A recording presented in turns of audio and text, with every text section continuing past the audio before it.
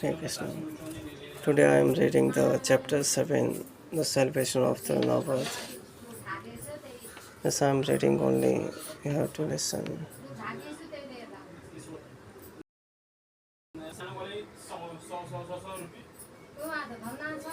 The, Sup- the Supreme Personality of Godhead, Sri Krishna, is always full with six opulences, namely complete wealth, complete strength, complete fame, complete knowledge, complete beauty, and complete renunciation. The Lord appears in different complete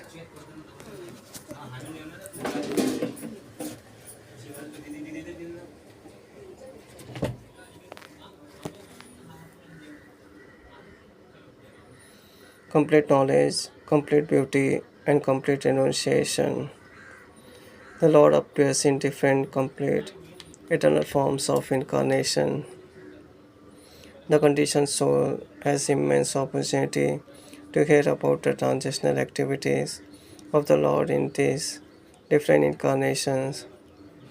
In the Bhagavad Gita, it is said, Jalma karma chame divyam.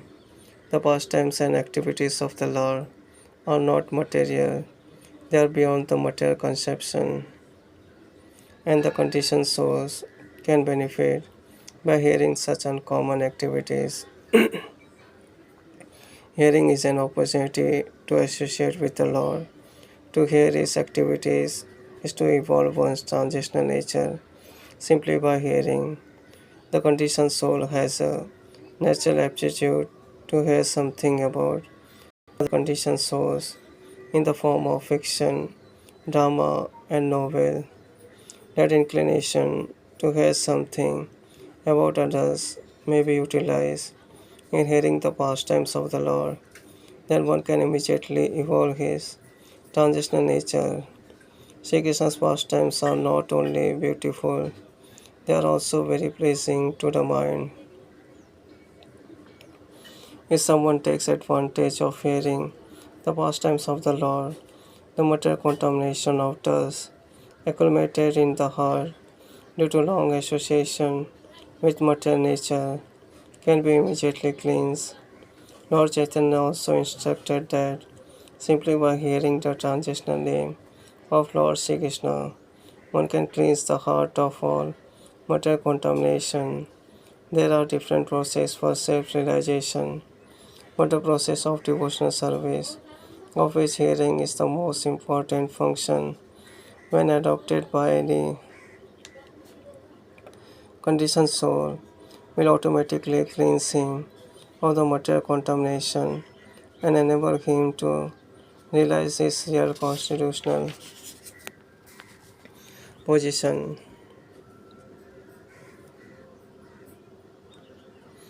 Conditioned life is due to this contamination only, and as soon as it is cleared off, then naturally the dormant function of the living entity rendering service to the Lord awakens.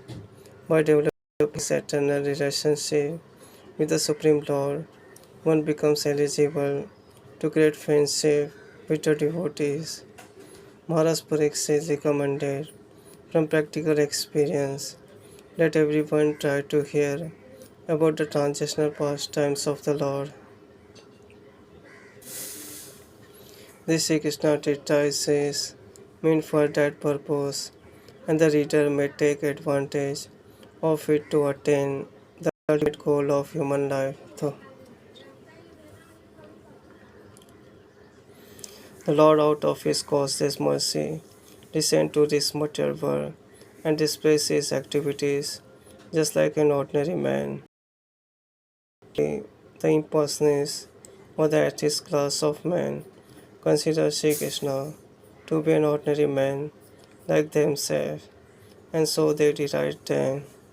This is condemned in the Bhagavad Gita by the Lord Himself when He says, Avjanti Ma Muda, the Mudas or rascals take Sri Krishna to be an ordinary man or a slightly more powerful man.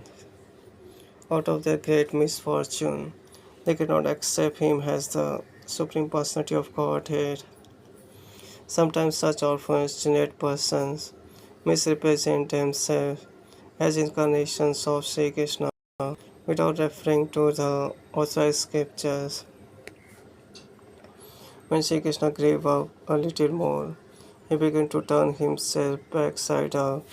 He did not merely lie down on his back. Another function was observed by Yashoda and Nanda Maharaj. Sri Krishna's first birthday. They arranged for Sri Krishna's birthday ceremony, which is still observed by all followers of the Vedic principles. Sri Krishna birthday ceremony is observed in India by all Hindus, irrespective of different sect and views. All the cowherd men and women were invited to participate in the jubilant celebration. A nice band played, and the assembled people enjoyed. All the learned Brahmanas were invited, and they chanted Vedic hymns for the good fortune of Sri Krishna. During the chanting of the Vedic hymns and playing of the hand bands, Sri Krishna was bathed by Mother Yashoda. This bathing ceremony is technically called Abhishek, and even today this is observed in all the temples of Vrindavan on Janmashtami Day or the birthday anniversary of Lord Sri Krishna.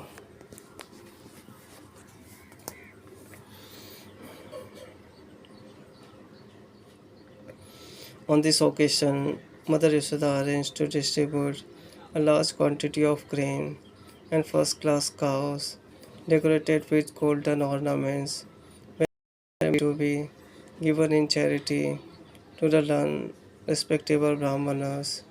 Yashoda took her bath and dressed herself nicely, and taking charge Sri Krishna, duly dressed and bathed on her, sat down to hear the Vedic hymns chanted by the Brahmanas.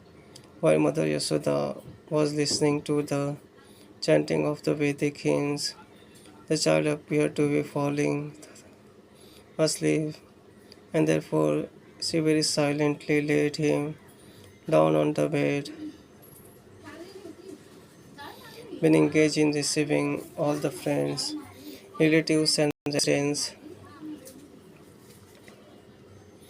residents of Vrindavan. On that holy occasion, she forgot to feed the child milk. He was crying, being hungry, but Mother could not hear him cry because of the various noises.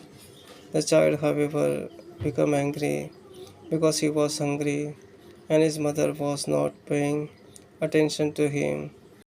He lifted his legs and began to kick his lotus feet like an ordinary child. Maybe Sri Krishna had been placed underneath the hand driven cart, and while he was kicking his legs, he incidentally touched the wheel of the cart and it collapsed. Various kinds of utensils and dishes made of brass and other metals had been piled up in the handcraft, and they all fell down with a great noise. The wheel of the cart separated from the axle, and the spokes of the wheel were all broken and scattered hither and thither. Mother Yashoda and all the gopis, as well as Maharaj Nanda and the cowherd man, were astonished as to how the cart could have collapsed by itself. All the men and women who were assembled for the holy function crowded around and began to suggest how the cart might have collapsed. No one could ascertain the cause, but some small children who were interested to play with baby Sri Krishna informed the crowd that it was due to the Sri Krishna striking his feet against the wheel. They assured the crowd they had that they had seen how it happened with their own eyes, and they strongly asserted the point. Some were listening to the statement of the small children, but others says, how can you believe the statements of these children? The cowherd man and woman could not understand that the all powerful personality of Godhead was lying there as a baby and that he could do anything, both possible and impossible, when he is proper. While the discussion was going on, baby Sri Krishna cried. Without remonstration, Mother Yashoda picked the child up on her lap and called the learned Brahmanas to chant holy Vedic hymns to counteract the evil spirits. At the same time, she allowed the baby to suck her breast. If a child suckles the mother's breast nicely, it is to be understood he is out of all danger. After this, all stronger cowherd man put the broken cart in order, and all the scattered things were set up nicely as before. The Brahmanas thereafter began to offer oblations to the sacrificial fire with yogurt, butter, kusa grass, and water. They worshipped the Supreme Person for the good fortune of the child. The Brahmanas who were present at that time were all qualified because they were not envious. They never indulged in untruthfulness. They were never proud. They were not violent, and they never claimed any false prestige. They were all bona fide Brahmanas, and there was no reason to think that their blessing would be useless. With firm faith in the qualified Brahmanas, Nanda Maharaj took his child on his lap and bathed him with water mixed with various herbs, while the Brahmanas chanted hymns from the Rig, Yajur, and Sam Vedas. It is said that without being a qualified Brahman, one should not read the mantras of the Vedas. Here is a proof that the Brahmanas were qualified with all the Brahmanical symptoms. Maharaj Nanda also had full faith in them. Therefore, they were allowed to perform the ritualistic ceremonies by chanting the Vedic mantras. There are many different varieties of sacrifices recommended for different purposes, but the mantras are all to be chanted by qualified Brahmanas. And because in this age of Kali, such qualified Brahmanas are not available, all Vedic ritualistic sacrifices are forbidden. Sri Chaitanya Mahaprabhu has therefore recommended only one kind of sacrifice in this age, namely the Sankirtan Yajna or chanting the Mahamantra Hare Krishna, Krishna Krishna, Hare Hare, Hare Ram, Ram Ram, Hare Hare. As the Brahmanas chanted the Vedic hymns and performed the ritualistic ceremonies for the second time, Nanda Maharaj again gave them huge quantities of grain and many cows. All the cows which were given in charity were covered with nice gold embroidered garments, and the horns were bedecked with golden rings. Their hooves were covered with silver plate, and they wore garlands of flowers. He gave so many cows just for the welfare of this wonderful child, and the Brahmanas in return bestowed their heartful blessings, and the blessings offered by the able Brahmanas were never to be wavered. One day, shortly after the ceremony, when Mother Yashoda was patting her baby on her lap, the baby felt too heavy, and being unable to carry him, she unwillingly placed him on the ground. After a while, she became engaged in household affairs. At that time, a servant of Kamsa's known as Tindavat, as instructed by Kamsa, appeared there in the shape of a whirlwind. He picked the child up on his shoulders and raised a great storm all over Vrindavan, covering everyone's eyes. Within a few moments, the whole area of Vrindavan became so densely dark that one could see himself or anyone else. During this great catastrophe, Mother Yashoda could not see her baby, who had been taken away by the whirlwind, and to cry very piteously. She fell down on the ground, exactly like a cow who had just lost her calf. When Mother Yashoda was so piteously crying,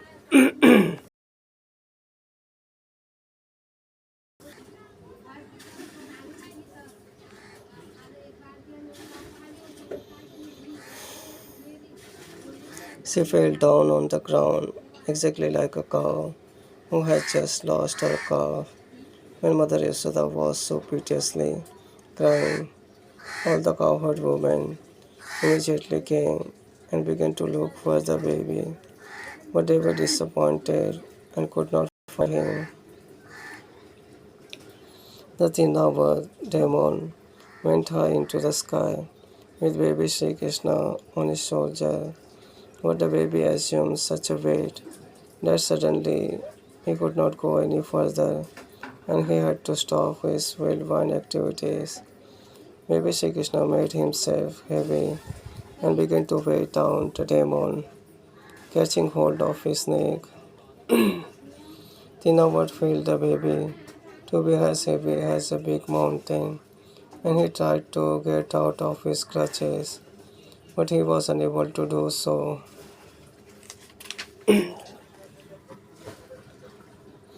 But his eyes popped out from their sockets. Trying very fiercely, he fell down to the ground of Vrindavan and died. The demon fell exactly like Tripurasura, who was pierced by the arrow of Lord Shivji. Tinawat hit a stone slab, and his limbs were smashed. His body became visible to all the inhabitants of Vrindavan. When the gopis saw the demon killed and child Sri Krishna very happily playing on his body, they immediately picked Sri Krishna up with great affection. The cowherd man and woman become very happy to get back their beloved child Sri Krishna. At that time, they began to talk about how wonderful it was that the demon had taken away the child to devour him, but could not do so. Instead, he fell down dead. Some of them supported the situation. This is proper because those who are too sinful die from their sinful reaction, and Jai Shri Krishna is pious. Therefore, he is safe from all kinds of fearful situations, and we too must have performed great sacrifices in our previous lives, worshipping the Supreme Personality of Godhead, giving great wealth in charity, and acting philanthropically for the general welfare of man. Because of such pious activities, the child is safe from all danger. The gopis assembled there, spoke among themselves what sort of austerities and penances we must have undergone in our previous lives. We must have worshipped the Supreme Personality of Godhead, offered different kinds of sacrifices, made charities, and performed many welfare activities for the public, such as growing banyan trees and excavating wells. As a result of those pious activities, we have gotten back our child, even though he was supposed to be dead. Now he has come back to enliven his relatives. After observing such wonderful happenings, Nanda Maharaj began to think of the words of Vasudeva again and again. After this incident, when Yashoda once was nursing her child, and petting him with great affection. There streamed a profuse supply of milk from her breast, and when she opened the mouth of the child with her fingers, she suddenly saw the universal manifestation within his mouth. She saw within the mouth of Sri Krishna the whole day, including the numerous stars in all directions, the sun, moon, fire, air, seas, island, mountains, rivers, forests, and all other movable and immovable entities. When Mother Yashoda saw this, her heart began to throb, and she murmured with herself, "How wonderful this is!" She could not express anything, but simply closed her eyes. She was absorbed in wonderful thoughts. Sri Krishna showing the universal form of the Supreme Personality of Godhead, even when lie down on the lap of his mother, proves that the Supreme Personality of Godhead is always the Supreme Personality of Godhead.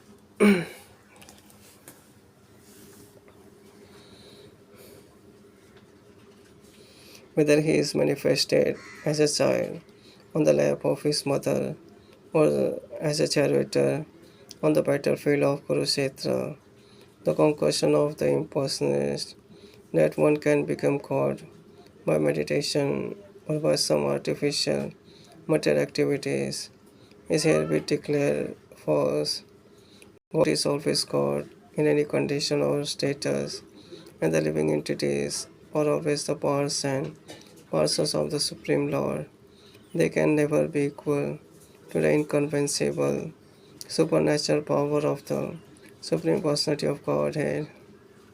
Thus, in the Bhaktivedanta purpose of the seventh chapter of Sri Krishna, the salvation of the Lord.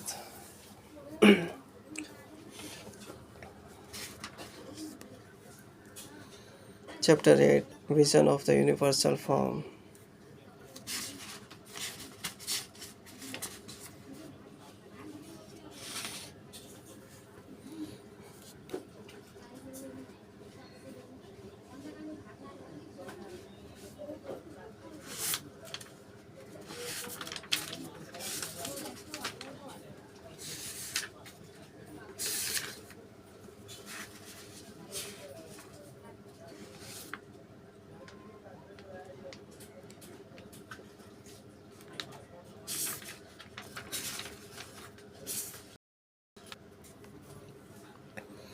Chapter 4, Kamsa begins his persecutions.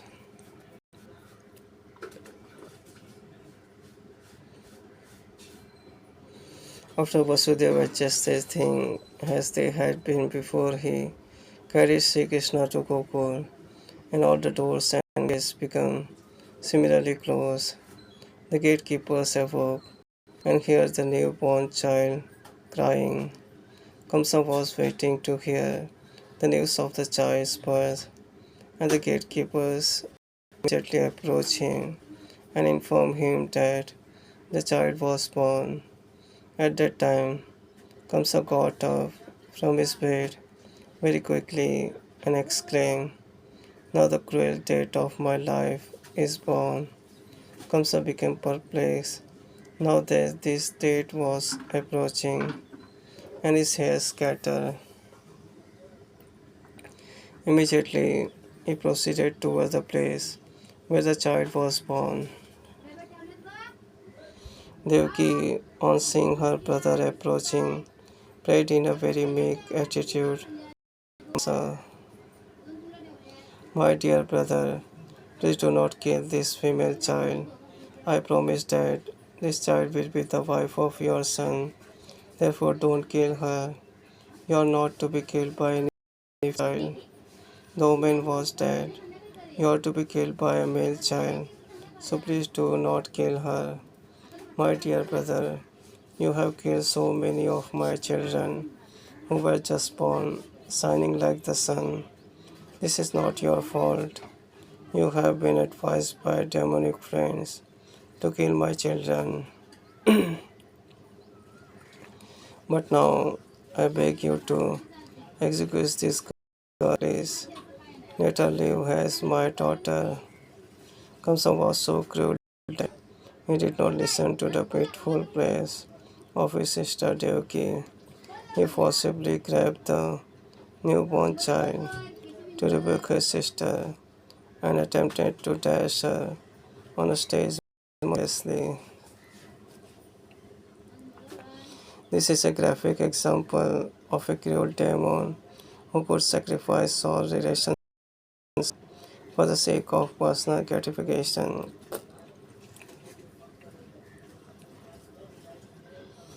But the child immediately slipped out of his hand, went up into the sky, and appeared arms as the younger sister of Vishnu. She was decorated with nice garments and flower garlands and ornaments. In her side, 8 hands, she held a bow, lance, arrows, sword, counsel, disc, club, and shield.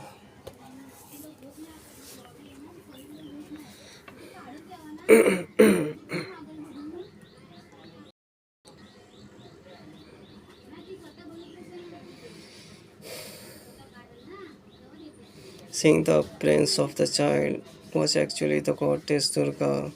All the demigods from different planets like Siddhalok, Charanlok, Gandharvalok, Apsaralok, Kindarlok, and Okralok presented her with various articles and began to offer their respective prayers.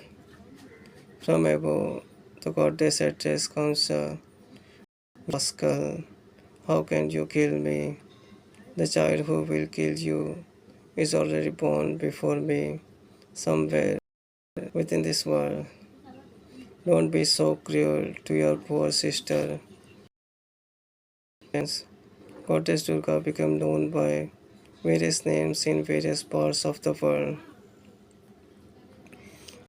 After this verse, Kamsa became very much overwhelmed with fear or pity. He immediately released Vasudeva and Devaki from the bondage of their shackles and very politely began to address them. He said, "My dear sister and brother in law, I have acted just like a demon in killing my own neighbors, your children, and thereby I have given up all consideration of our intimate relationship.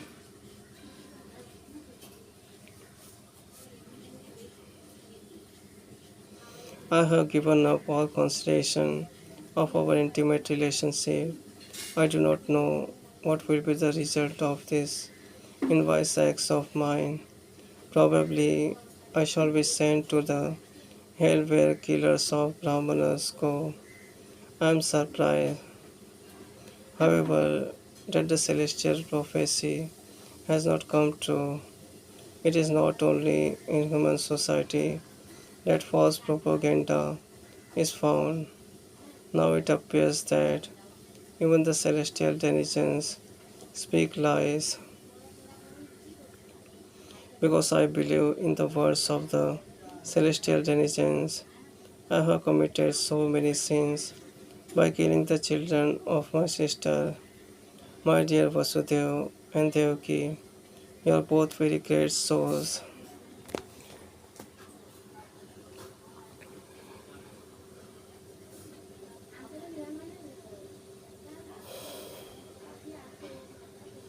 I have no instructions to give you, but still I request that you not be sorry for the death of your children.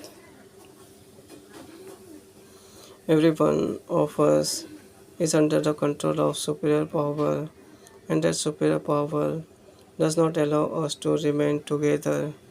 We are bound to be separated from our friends and relatives in due course of time, but we must know for certain that even after the disappearance of the different material bodies, the soul remains intact internally. For example, There are many pots made of earthy clay, and they are prepared and also broken. But in spite of this, the earth remains as it is perpetually. Similarly, the bodies of the soul under different conditions are made and destroyed, but the spirit soul remains eternally. So there is nothing to lament over. Everyone should understand that this material body is different from the spirit soul, and so long as one does not come to that understanding, he is sure to accept the process of migration from one body to another.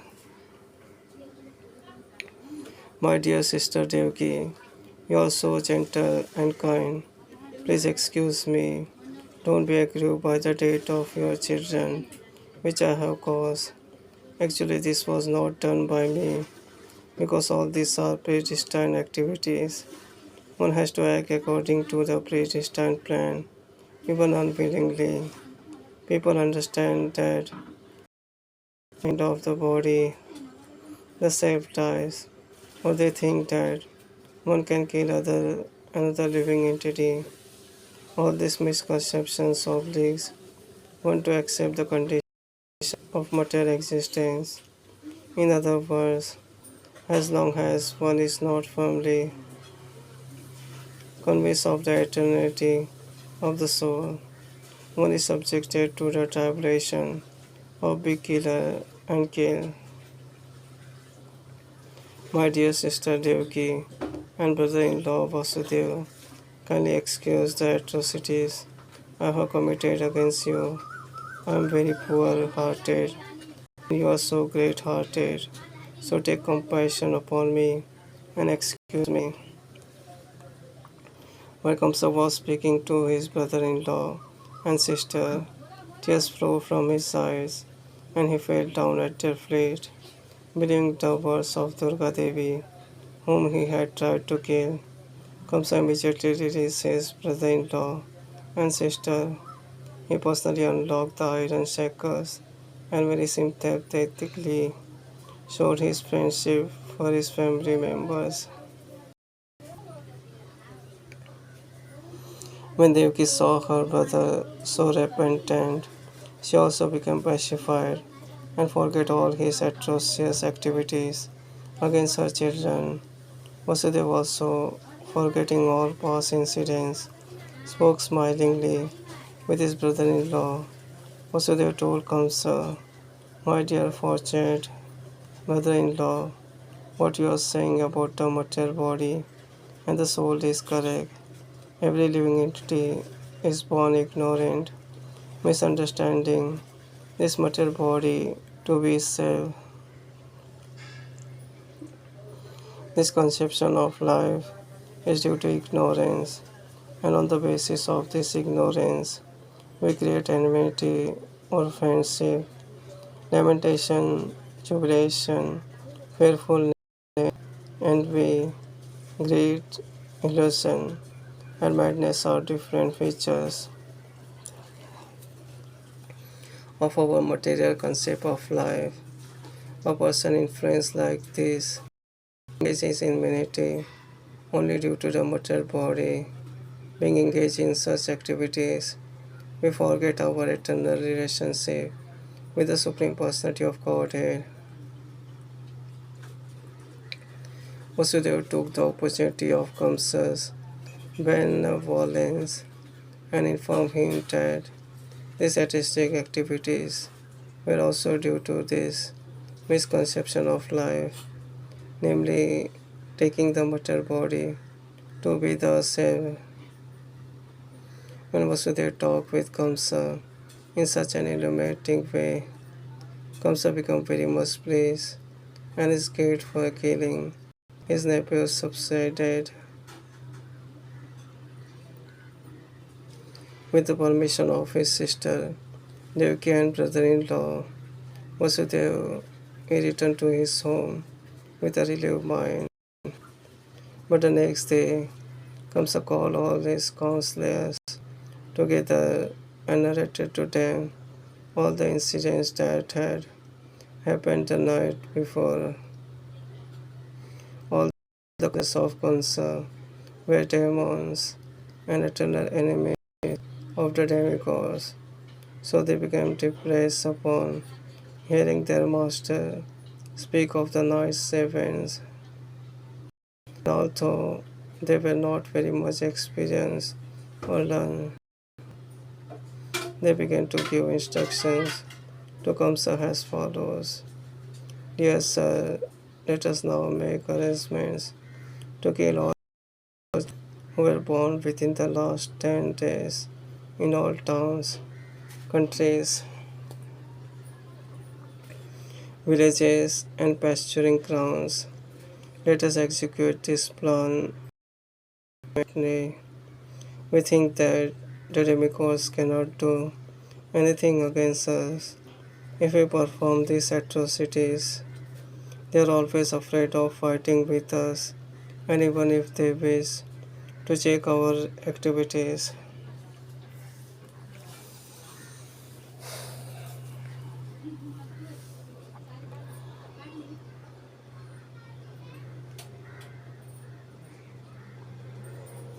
they will not dare to do so.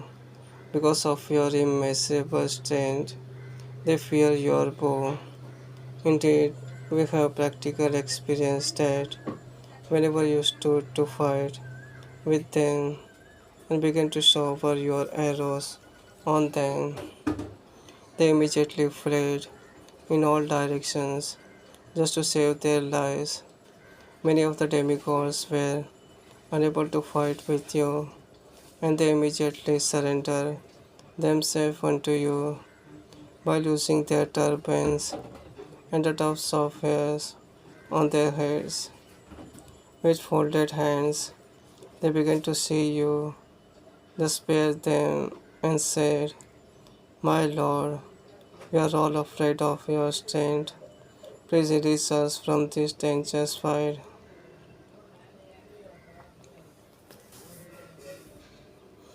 We have also seen many times that you will never kill such surrender fighters.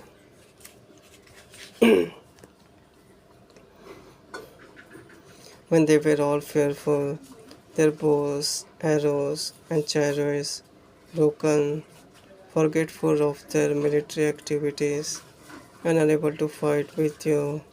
So actually, we have nothing to fear from these demigods. They are very great fighters in peacetime outside the war flame, but actually they cannot show any talent or military power on the war. Although Lord Vishnu, Lord Shivji, and Lord Brahmaji are always ready to help the demigods headed by Indra, we have no reason to be afraid of them. As far as Lord Vishnu is concerned, he has already hidden himself within the hearts of all living entities, and he cannot come out. As far as Lord Shivji is concerned, he has renounced all activities. He has already entered into the forest,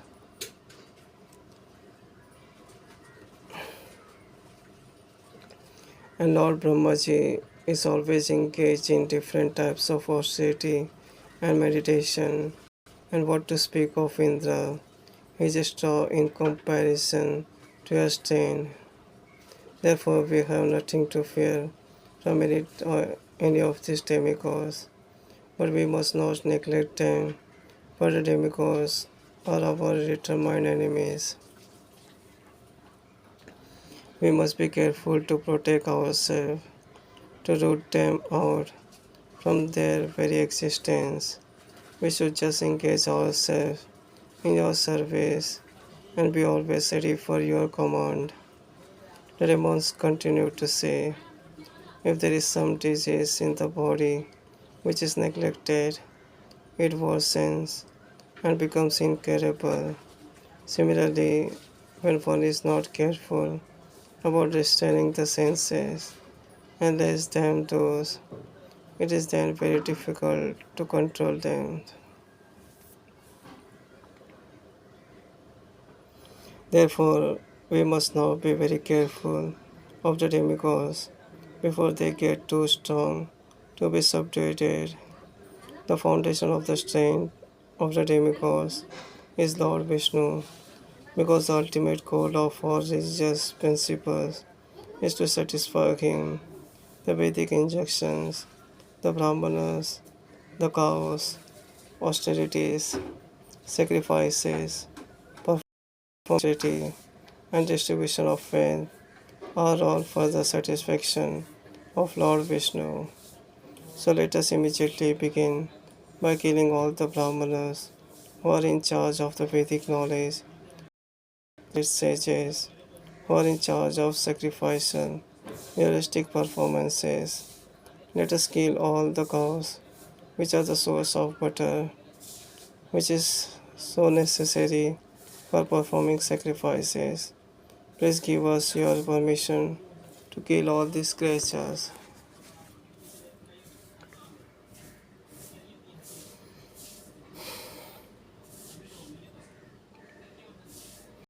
Actually, the limb of the transitional body of Lord Vishnu are the Brahmanas, the cows, Vedic knowledge, austerity, truthfulness, sense and mind control, fullness, charity, tolerance, and performance of sacrifices. Lord Vishnu is situated in everyone's heart and is the leader of all the demigods, including Lord Shivji, Lord Brahmaji. Therefore, we think that to persecute the great sages and Brahmanas is to kill Lord Vishnu. Thus, being advised by the demonic ministers, Kamsa, who was from the very beginning the greatest rascals, decided to persecute the Brahmanas and Vaishnavas, being entrapped by the shackles of all devouring eternal time. He ordered the demons to harass all kinds of saintly persons, and then he entered his house. The agents of Kamsa were all influenced by the mode of passion, as well as illusion by the mode of ignorance, and their only business was to create enmity with saintly persons.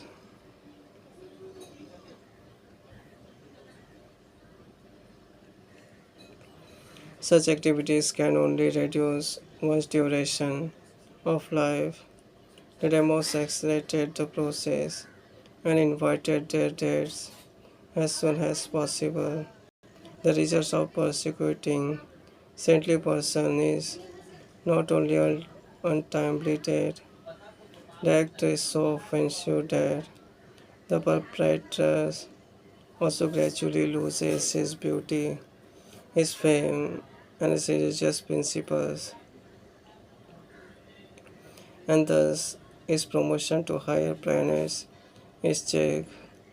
Driven by various kinds of mental caution, the demon dominates all kinds of auspiciousness and offense at the lotus feet of the devotees.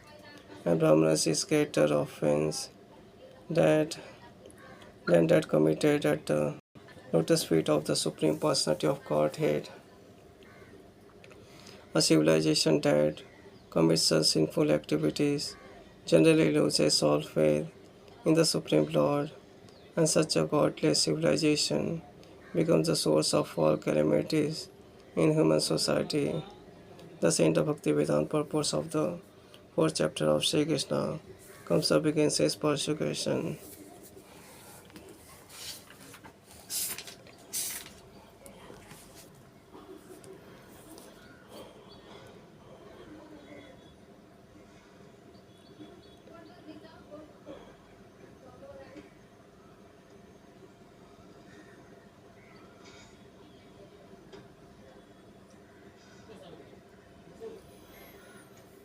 This is the Lord Sri Krishna story where we are seeing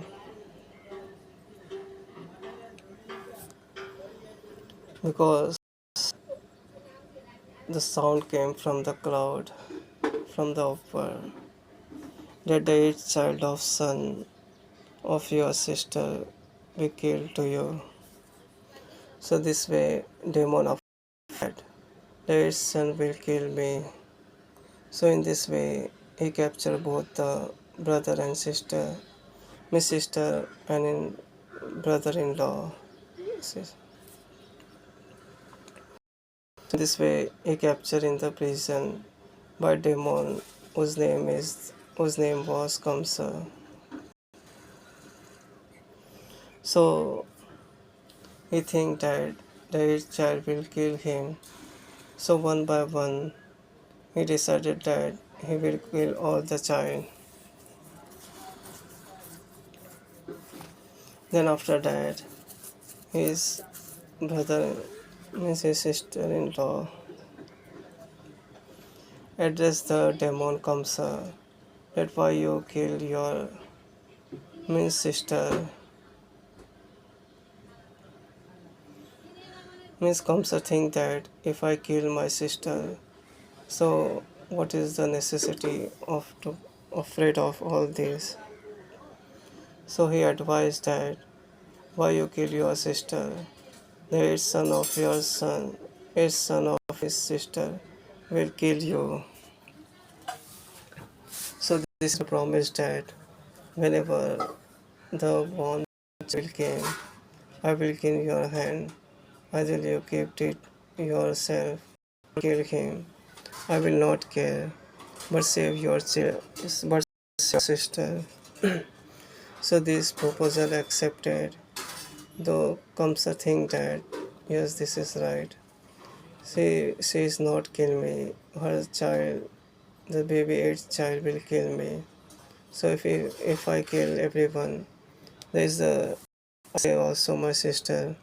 This proposal happened, and this demon comes keep their sister and brother-in-law in the jail, in the jail, in the prison. So he very strictly keep this jail that whenever the child will born, come and means give instruction what is happening on the jail. Means very strict rules and regulation given their jail by the demons. So when one first child came, Vasudev gave to the Kamsa, and this Kamsa demon killed the child. Means by like the coconut is smashed away. In this way, this demon means keep this child like the coconut way. Means smash his head. So in this way, one by one, second child also came. Again, this demon killed. Means whatever the instruction happening on the jail, the jailers or the or just give them the everything information about that, what is happening there. Second child came, again he killed. Third child came, he killed. Sister always must try to stop him. Why you kill this? On why you wanted to kill your children? This is your the nephews. You forget your relationship. But the demon don't understand. Don't stop me because this will kill me. Again this demon stop him that there is the no necessity or fear of the first, second, fourth and the seventh boy. I am fearing of the eighth boy who will come here. But the Narad Muni gave advice that what you are thinking about that. You believe in the Vishnu. You believe about the Vishnu. He says right word he gave. Means what is the proof that he will came in the eighth or in the one or in the second or in the third or in the fourth, fifth, sixth, seven, eight? What is you believe in the Vishnu? He can come anyway to kill the demons. So it is better to keep them kill one by one. In this way, Narad Muni gave instruction to Kamsa. Kamsa think that you are saying whatever right. Means I don't believe the Vishnu. Vishnu came in any way, at the first, second, third. So it is better to kill every one child. So in this way, he had made the prison very strict, and whatever the condition happening there, mistelling by the soldiers, every story is happening there. So there, the time came of the eighth child. Means this is the time of the eighth child came in the earth. So there the sound came of the lady who was born from here. So soldiers think that means something child was born here. Means they go fastly and tell the king that boss king the eighth child came here. You have to take care of the worry. Means you have to protect yourself. So in this way they give instructions to king, and king immediately came there and wanted to kill them.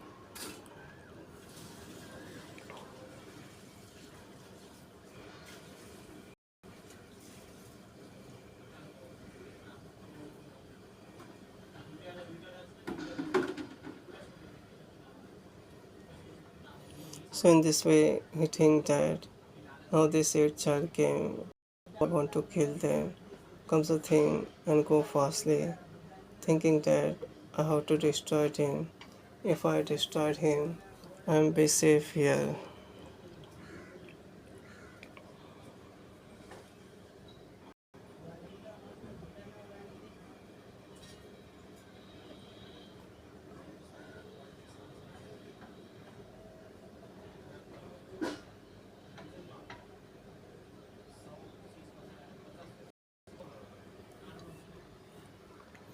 So its child came here as a daughter, right? And to killing the lady is very sinful also. So sister wanted to advise Kamsa that don't kill this lady child, because this is the lady, and I'm also promised that if she will grow, she will the son. So this I give the word. Why do you want the lady? No, I don't listen. I want to kill this eighth child because this is my dead personified. Eighth child this is, and I have to kill this.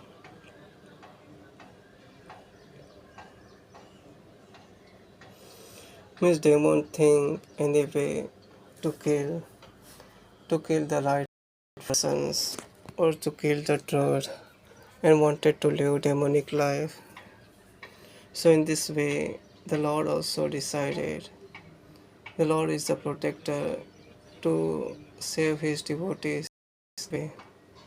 Just see how the Lord wanted to establish or show that whoever live the truthful life and who are living the demonic life. So this Lord wanted to teach us.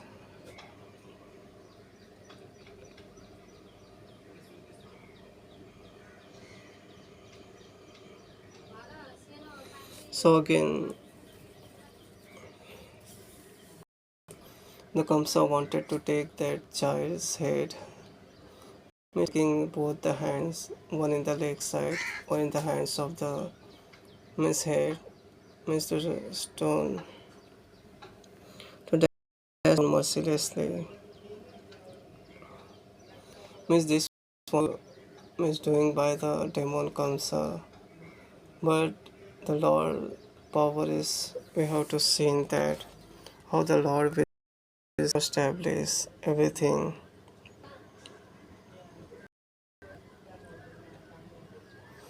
But when he wanted to kill that child, the automatically child go on the sky and take the form of the ladies, Miss who had the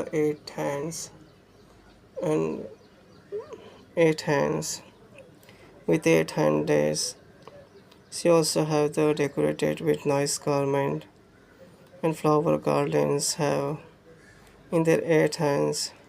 She has a bow, lance, arrows, sword, counsel, disc, club, and shield. Means this picture is seen by the king Kamsa demon. Means this will happen, and whatever seen that this is beyond the limit of his power. So in this way, he become afraid also. Means truth is always danger. To fight with the truth means to challenge the Lord. Demon think that I'm the king of this planet. I want to rule anyhow. But the world is made for, and we have to live with the rules and regulation of this. If we cross the bounds of his power and live whatever we want to think, this is there is a danger or harm for us because the Lord is the supreme king, supreme Lord, and we have to live whatever he have give the directions in the instruction, in the structures, scriptures.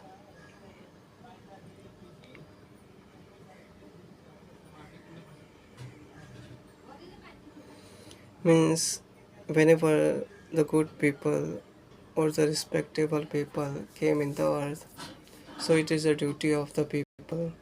Means whoever live here, means here they describe also planets, whereas the Siddhalok planets live. In the Siddhalok, the different peoples live. Charan Lok, the different peoples live. Gandharva Lok, people lives. Apsara Lok, Kinder Lok, and Ugar Lok. Means there are different people lives there. Why saying this great personalities came here? Means each child came. This is a different child placed by the Lord. So these different personalities came here. So these people means give hospitality to that child.